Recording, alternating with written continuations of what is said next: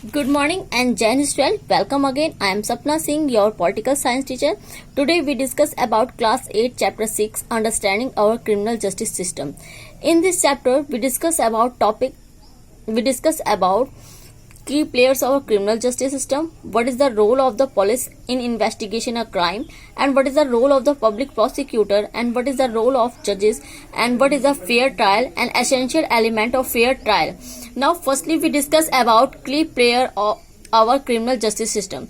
The four key players in the criminal justice system are the police, the public prosecutor, the defense lawyer, and the judges.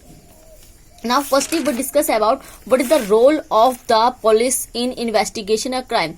In a एक short way में मैं आपको बताऊं, जब भी कोई incident होता है, कहीं भी कोई क्राइम होता है, तो सबसे पहले हमारे माइंड में एक ही चीज आती है कि हम पुलिस को कॉल करें, कि इसके बारे में हम पुलिस को इन्फॉर्म करें, जानकारी दें कि क्या घटना हुई है, कैसे हुई है। और पुलिस उसके बारे में सबसे पहले एफआईआर दर्ज करती है ना। एफआईआर दर्ज करने के बाद वो रिपोर्ट बनाती है और उस रिपोर्ट को जजेस के सामने पेश किया जाता है। So firstly the main function of a police is to investigation any complaint about the commission of a crime.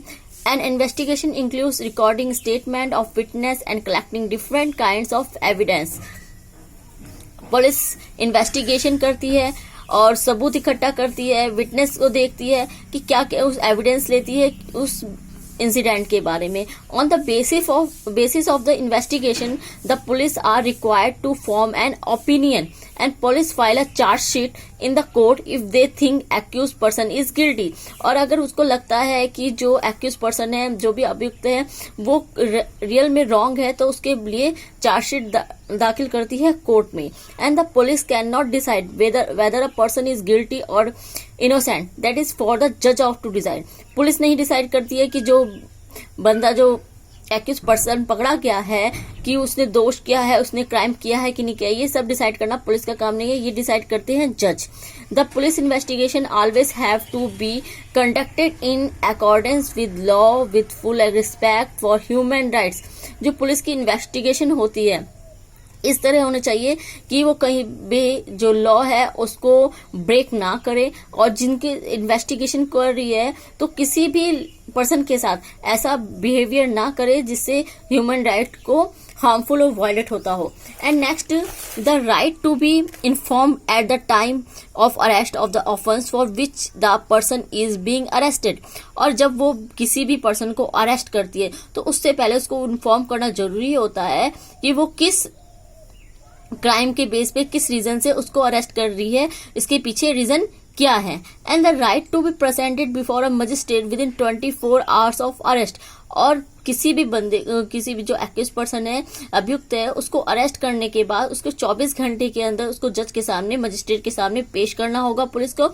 अगर वो ऐसा नहीं करती है तो ये हमारे जो ह्यूमन राइट्स है, हमें फंडामेंटल राइट्स है, उसके अगेंस्ट है. हमारे जो 6 फंडामेंटल राइट्स है यानी कॉन्स्टिट्यूशन रेमेडीज, उसमें कुछ रिट्स दी गई है. उस फर्स्ट रिट के अकॉर्डिंग जब किसी भी व्यक्ति को, किसी भी पर्सन को पुलिस अरेस्ट करती है तो उसको 24 आवर्स के अंदर उसे मजिस्ट्रेट के सामने पेश करना होता है. हमने देखा होगा अधिकतर न्यूज मूवीज में या रियल लाइफ में कुछ लोगों ने देखा होगा कि सैटरडे संडे को सब बचते हैं कि वो अरेस्ट ना हो, बिकॉज उस दिन कोर्ट बंद होती है और इस टाइम 24 आवर्स से ज्यादा हो जाता है.